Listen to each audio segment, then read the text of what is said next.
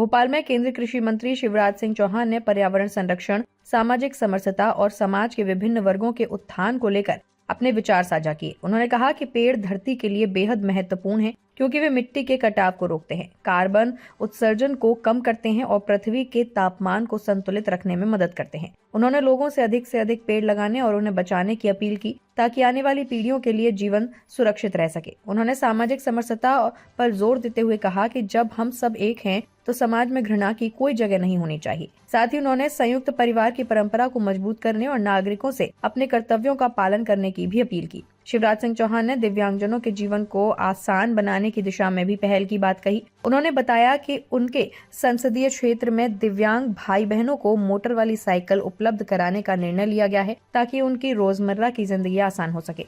उन्होंने छात्रों के भविष्य पर भी चिंता जताते हुए कहा कि कई प्रतिभाशाली छात्र आर्थिक कारणों से अच्छी कोचिंग नहीं ले पाते। ऐसे छात्रों के लिए बेहतर कोचिंग की व्यवस्था करने की जरूरत है, ताकि वे प्रतियोगी परीक्षाओं में आगे बढ़ सकें। इसके साथ ही उन्होंने बहनों और बेटियों की सुरक्षा और सम्मान को समाज की सबसे बड़ी जिम्मेदारी बताते हुए कहा कि इस दिशा में लगातार प्रयास जारी रहेंगे। पेड़ मिट्टी का कटाव रोकता है, पेड़ कार्बन गैसों का उत्सर्जन रोकता है, धरती की सतह के तापमान को कम करता है। और इसलिए मुझे अंतरात्मा से लगता है कि हम पेड़ लगाते रहें, पेड़ बचाते रहें। ये अगर नहीं बचे तो आने वाले समय में आने वाली पीढ़ियों के लिए जीवन मुश्किल हो जाएगा। तो एक तो पर्यावरण, ये संघ का शताब्दी वर्ष भी राष्ट्रीय स्वयंसेवक संघ का पंच प्रण या पंच संकल्प परिवर्तन के लिए, उनमें एक पर्यावरण, दूसरा सामाजिक समरसता। जब हम सब एक है तो काय की घृणा, काय की लड़ाई, सबसे प्रेम यही सामाजिक समरसता है। एक परिवार टूटते जा रहे हैं, भाई भाई साथ नहीं रह रहे, परिवार जोड़े, उससे सुंदर कुछ नहीं। ये भारत की व्यवस्था है, संयुक्त परिवार। और एक है हम अपने नागरिक कर्तव्यों का पालन करें।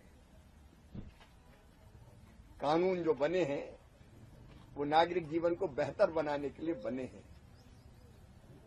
और एक हम स्वदेशी अपनाएं।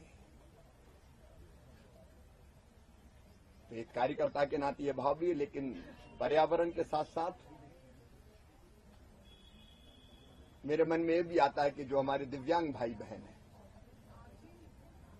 उनकी जिंदगी कई बार बड़ी कठिन हो जाती है। अभी तक वो साइकिल हाथ से चलाने वाली थी, मैंने अपने संसदीय क्षेत्र में तय किया है कि ढूंढ ढूंढ के उनको बैटरी वाली मोटराइज्ड साइकिल दी जाए, ताकि उनका जीवन आसान बने और उसके साथ साथ उनके रोजगार का साधन भी उसमें हो, कुछ रख सकें, बेच सकें। उनको कोशिश करेंगे, अगर ऐसी स्थिति है कि ट्रेनिंग दे सकते हैं तो कुछ काम धंधे की ट्रेनिंग स्वाभिमान के साथ की है। एक मैं बच्चों से, बेटे बेटियों से बहुत प्यार करता हूं, सभी से करता हूं, लेकिन उनकी प्रतिभा अगर परीक्षा के माध्यम से भी प्रकट होती है तो उनको प्रोत्साहन करना, उनका सम्मान करना, तो प्रतिभाओं का सम्मान और उनको आगे बढ़ाने के लिए प्रोत्साहित करना, सहयोग करना।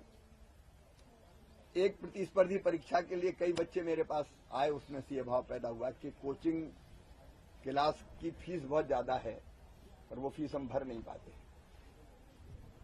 तो मुझे लगा कि अपन कोचिंग क्लास निःशुल्क शुरू कर दें, अच्छे स्तर की कोचिंग क्लास। एक मन में वो आया है कि विदिशा में, रायसेन में, हरुदा में ये कोचिंग क्लास जहां बच्चों को निःशुल्क उच्च स्तरीय कोचिंग की व्यवस्था हो और वो प्रतिस्पर्धी परीक्षा में आगे बढ़ पाए। फिर एक बेटियों के प्रति जो मेरा भाव है, मेरे लिए तो वही देवियां हैं। सब बेटियां मेरी हैं, घर भी बेटी आ गई है तो वो भी है ही, लेकिन बाकी सब बेटियां मेरी हैं। मां, बहन और बेटी का सम्मान हम कैसे और सुरक्षित रख पाए और उनका सशक्तिकरण का काम कर पाए, तो उसमें निरंतर लगे रहेंगे।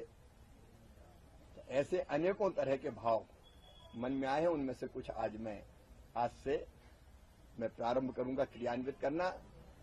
जीना उसका जीना है जो औरों को जीवन देता है, जीवन ऐसा भगवान बना दे कि अंतिम सांस तक लोगों के काम आ जाए। आप सबको बहुत बहुत धन्यवाद।